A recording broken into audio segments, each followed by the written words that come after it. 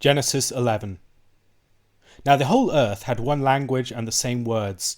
And as people migrated from the east, they found a plain in the land of Shinar, and settled there. And they said to one another, Come, let us make bricks, and burn them thoroughly. And they had brick for stone, and bitumen for mortar. And they said, Come, let us build ourselves a city, and a tower, with its top in the heavens, and let us make a name for ourselves, lest we be dispersed over the face of the whole earth. And the Lord came down to see the city and the tower, which the children of men had built. And the Lord said, Behold, they are one people, and they have all one language. And this is only the beginning of what they will do. And nothing that they propose to do will now be impossible for them. Come, let us go down, and there confuse their language, so that they may not understand one another's speech. So the Lord dispersed them from there over the face of all the earth, and they left off building the city. Therefore its name was called Babel, because there the Lord confused the language of all the earth. And from there the Lord dispersed them over the face of all the earth. These are the generations of Shem. When Shem was 100 years old, he fathered Arpachshad, 2 years after the flood. And Shem lived after he fathered Arpachshad 500 years, and had other sons and daughters. When Arpachshad had lived 35 years, he fathered Shelah. And Arpachshad lived after he fathered Shelah 403 years, and had other sons and daughters. When Shelah had lived 30 years, he fathered Eber. And Shelah lived after he fathered Eber 403 years, and had other sons and daughters. When Eber had lived 34 years, he fathered Peleg. And Eber lived after he fathered Peleg 430 years, and had other sons and daughters. When Peleg had lived 30 years, he fathered Reu. And Peleg lived after he fathered Reu 209 years, and had other sons and daughters. When Reu had lived 32 years, he fathered Serug. And Reu lived after he fathered Serug 207 years, and had other sons and daughters. When Serug had lived 30 years, he fathered Nahor. And Serug lived after he fathered Nahor 200 years, and had other sons and daughters. When Nahor had lived 29 years, he fathered Terah. And Nahor lived after he fathered Terah 119 years, and had other sons and daughters. When Terah had lived 70 years, he fathered Abram, Nahor, and Haran. Now these are the generations of Terah. Terah fathered Abram, Nahor, and Haran, and Haran fathered Lot. Haran died in the presence of his father Terah in the land of his kindred, in Ur of the Chaldeans. And Abram and Nahor took wives. The name of Abram's wife was Sarai, and the name of Nahor's wife, Milcah, the daughter of Haran, the father of Milcah and Iscah. Now Sarai was barren. She had no child. Terah took Abram his son, and Lot the son of Haran, his grandson, and Sarai his daughter-in-law, his son Abram's wife, and they went forth together from Ur of the Chaldeans to go into the land of Canaan. But when they came to Haran, they settled there. The days of Terah were 205 years, and Terah died in Haran. The story of the Tower of Babel is one of the most important stories in the Old Testament. It's an origin story for the nations, and provides a backdrop for the events that occur in the chapters that follow. These are the nations formed as an act of judgment, and later on we'll see a nation that's formed through an act of blessing. This occurs in the context of Nimrod's kingdom in the land of Shinar, and all the people of the world have the same language, they have the same words, they're seeking to avoid being scattered abroad, and so they're gathering together and building this great empire. They invent a new technology, a new way of firing bricks, and they burn these bricks thoroughly, and so they can build things on a far greater scale than they ever would have built before. It's worth thinking about the way that the action of building the city and the tower comes after the invention of the new technology. Often when we invent something new, it gives us a new sense of our power, and the urge to build something is almost an imperative arising from the existence of the technology. Once we have the power to do it, we must do it. And this dream, this hubristic vision of what man could make for themselves arises out of this new technology. How many times have we experienced that within our society, where we develop a new technology or a new capacity, and we seek to express our pride and our power and our ability to master the world for our wishes around that new technology and express through it. They build, on the one hand, a city, and on the other hand, a tower. These are two things, not just a tower. The city is to gather all people together, a one world society, and the tower is to present this power structure, this ladder to heaven, as it were, this ability to commune with the gods, to have the power of the gods, this religious centralization as well. So the tower with its tops in the heavens relates the heavens to the earth. They want to make a name for themselves. Think about the situation that man faces. Man is faced with the struggle of death. Death has entered into the world, and death wipes away all the things that we build, like sandcastles on the beach as the tide comes in. Nothing we build is left behind. And so what they want to build is something that will outlast them, something that will express their power, their name, their vigor as a society. And it will be something that outlasts them. Even the power of death won't take this away. And God comes down and he sees the city and the tower which they have built. There is plural language used at this point. Come, let us go down, and there confuse their language so that they may not understand one another's speech. Here I think we should see in the background the divine council. This is not just God, but this is God surrounded by his angels, surrounded by the principalities and powers and the divine forces, and they are going to put humanity in their proper place. Again, let's think about part of the importance of this as God curbing mankind's intent to express its sinful, wicked will in a way that is unchecked. God is going to prevent that will from achieving its full intent. This is an act of grace, among other things. God does not want human sinfulness to reach its full flourishing, and so he prevents human hubris from achieving its purposes. God scatters them upon the face of the earth. In part, this is fulfilling the intent that God had for humanity, that they would fill the earth and subdue it. That it would not just be ruling in a particular centralized location and forming a one-world government, but it would be a scattering abroad, forming many different peoples and niches and societies, and God divides them as a result. God confuses them by dividing their language so that they can't understand one another's speech. Now, often people see this as an instantaneous action. It's not necessarily the case. This may have occurred over many decades, that the speeches of the different peoples started to become disparate and they become divided from each other, not as an instantaneous event so much as a gradual divergence. God disperses them across all the face of the earth, and the place of the city is called Babel, because God confused the languages there. And the name of Babel and other features of this text involve all sorts of punning, and we'll maybe return to this at certain points, as there are allusions back to it in the later story, not least as we get into the New Testament and we read something like the story of Pentecost. It calls back to this event in a number of different respects. From there, we read the story of the generations of Shem. We've already read some of the people groups that arose from Shem in the previous chapter in the Table of the Nations, but now there is this genealogical succession from Shem and 10 generations. We've already seen 10 generations coming from Adam to Noah, and now we have another list of 10 generations, ending in Terah, Abram, Nahor, and Haran. This list of people again gives the number of the years that the father had before he fathered the child, and then how long he lived afterwards. And so it's similar to chapter 5 in that respect.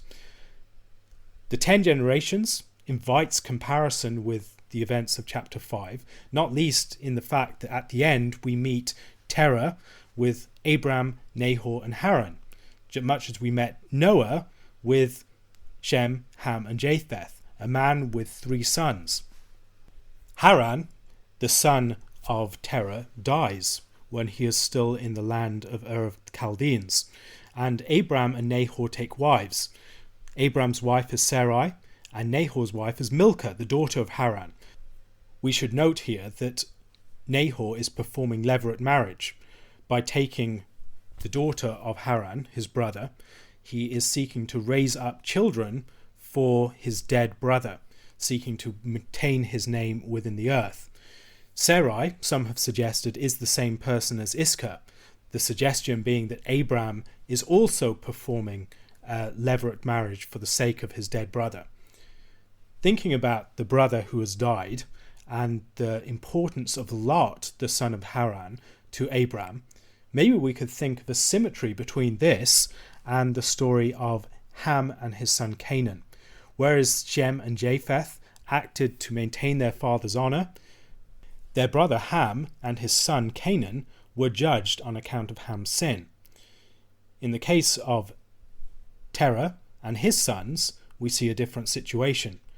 Abraham and Nahor act on behalf of the dead brother, and Abraham takes into his household Lot, the person who's playing in many ways a similar role to the character of Canaan. But yet there's a problem, because Sarai is barren. She has no child. The story is set up for what follows next. Terah, even before Abraham is called, sets out from Ur of the Chaldees and goes to Haran. And when they arrive in Haran, they settle there, and he dies in Haran.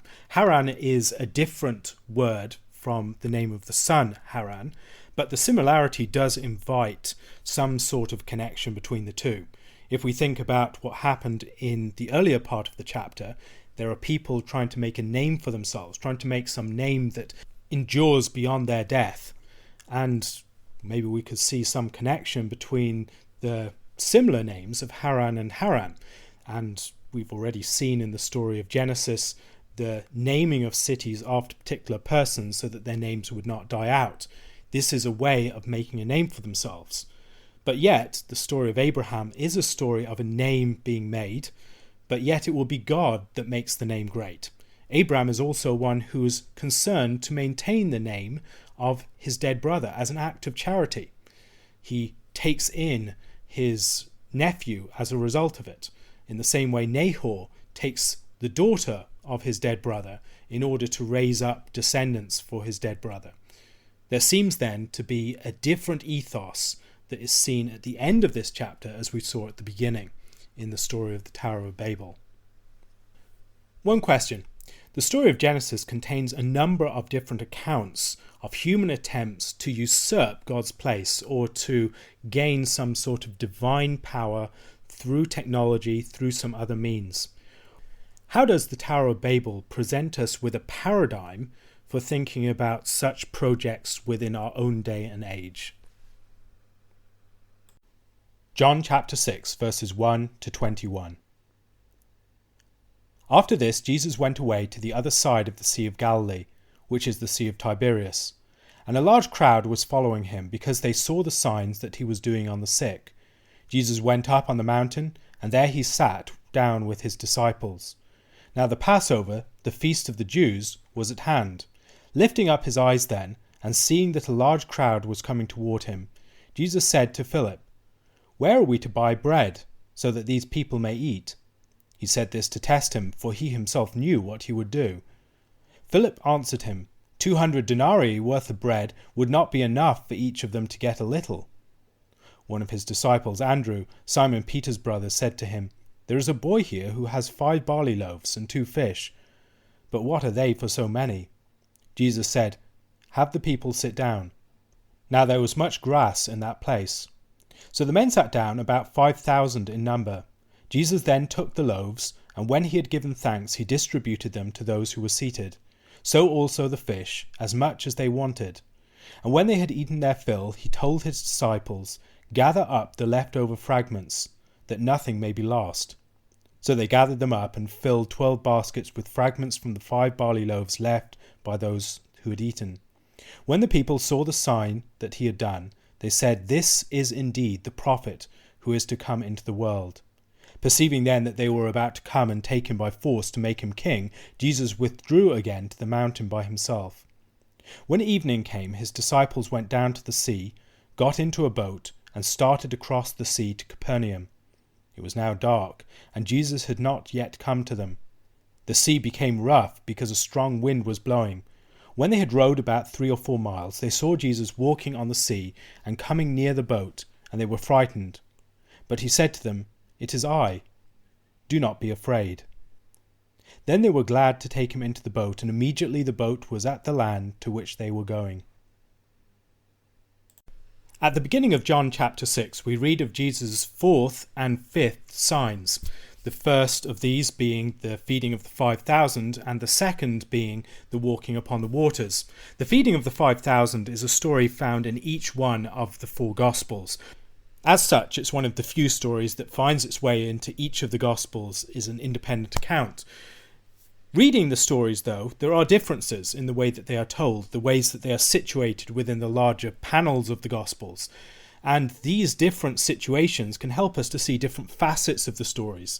They're easily harmonized, but sometimes there are ways in which certain details of the story are thrown into sharper relief. In John's account, the story begins with a crossing of the Sea of Galilee, or the Sea of Tiberias. And he's followed by a large multitude, a large crowd who have seen the signs that he's been doing. He goes up a mountain, and there he sits down with his disciples, and this is all around the time of the Passover, the Feast of the Jews. Now, by this point, all of the alarm bells that alert us to typology should be ringing loudly in our heads. Around the time of the Passover, crossing over the sea, followed by a great multitude, going into the wilderness, going up a mountain. This is the story of the Exodus. It's the Exodus pattern. It's all taking place at the time of the Passover. Now, Jesus sees this crowd and he seeks to provide food for them. First of all, he asks Philip, "Where are we to buy bread?" And when we consider in the other Gospels the situation in which this occurs, it's one of those details that gives some sort of witness to the historicity of these events. Philip comes from this particular area, so it's natural that Jesus would ask Philip where to get food, because this is his neighborhood. And yet, Philip can't really provide food. He doesn't know where to get the food. He presents the scale of the problem. 200 denarii of bread would not be enough for each person to just get a little scrap. So Jesus needs to feed this great number of people with his disciples, and the disciples are presented with the problem. Andrew, Simon Peter's brother, brings forward this boy who has 5 barley loaves and 2 fish. Yet what use is one boy's packed lunch for such a multitude? Jesus instructs his disciples to get the people to sit down. And it's observed at this point that there's much grass in that place. It's an interesting and strange detail to mention at this point. I suggest that maybe if we read further on in the Gospel, it will help us to understand why this is mentioned here. I think it's because Jesus talks about leading people out so that they might find good pasture. Much grass is the pasture that he has led out the sheep to. Like Moses, he's the shepherd that leads the people through the wilderness. Here he leads them to a place where they find good pasture. And so the men sit down, about 5,000 in number. It's interesting that it's just the men that are counted. We'd think if you're feeding people, you'd count the men, women and children, but yet it's just the men. This might be associated with the counting of a military number. Israel goes out of Egypt in ranks of 5 or 50 and enters into the promised land in the same way. Counting the people in this way and dividing them into groups, as we see in the other Gospels, is a sort of military arrangement. Now, what might that have to do with anything? In the story of the Exodus, as they are led into the wilderness, the leadership of the people is divided among the elders by Moses under the advice of Jethro. And at the same time, there's the feeding of the people with the manna just beforehand. And this, I think, is a bringing together of those two events. They're led into the wilderness. There's going to be a miraculous feeding of them, which will later lead into a conversation concerning the manna. But Jesus is dividing the people among the leadership of his disciples. They are the elders of a new Israel. And so he gives the disciples this task of leading the people, dividing the people among them, numbering them as a military numbering would be, a numbering of the assembly of the people, the rulers of the people. Then he takes the loaves, he gives thanks, he distributes them to those who are seated. And what I think we're seeing here is playing out in principle of the pattern of the Eucharist, or the pattern of the supper. We do not have an institution of the supper within John's Gospel, but yet we do have all sorts of supper themes within this chapter. I've already mentioned the possibility of a panel structure for the 7 signs of John's Gospel, with the first, second and third signs paralleled with the fourth, fifth and sixth signs. And if the first sign is paralleled with the fourth sign, then we have a parallel between the turning of the water into wine and the provision of bread at this point, which would be an interesting parallel to observe, that Jesus is providing both wine and bread. And when the people have sat down, they distribute the food to all who are seated, and they each get all that they need. And then he instructs his disciples to gather up the leftover fragments, and they fill 12 baskets with the fragments from the 5 barley loaves. Now that reference to the number of baskets filled is found in the other Gospels and is seen as a sign in itself. It's a matter of importance that they gather up 12 baskets. Is that associated with the number of Israel? Is it particularly assigned to them that they will have more than enough left over for each one of them as individual leaders of the people? I'm not entirely sure, so I'll leave that as a question for you to ponder. The people see that he has performed this great sign and proclaim him to be the prophet who has come into the world. Once again, these are themes from the Exodus. The prophet is the one who Moses spoke of, the prophet like Moses. And he's the one who's to come into the world. He's played out these Moses themes. And so the people are ready to make him a king. But seeing this, he goes off and he leaves them. And the disciples go into a boat around the time of evening and start out towards Capernaum. Jesus has not come to them yet, and the sea becomes rough, there's a strong wind blowing. These are things that might be associated with the original creation, darkness upon the face of the deep, the Spirit of God hovering over the water, or upon the events of the Exodus, the waters being troubled by that great wind and the darkness that is during the night of the crossing of the Red Sea. And they see Jesus coming on the sea towards them, nearing the boat, and they're frightened, they're afraid. These are, again, events of a sign. What is the sign that might occur here? Well, we might think perhaps as an anticipation of the resurrection. In the other Gospels, we see clearer anticipations of this in the sea events. For instance, Jesus sleeping in the boat, the storm outside, earthquake, and all these sorts of things. And then Jesus rising up and bringing peace and calm. That's the event of the resurrection presented in a symbol. Here I think we're seeing something of that, but in a less clear form. Jesus is the one who brings peace when they are in trouble in the boat.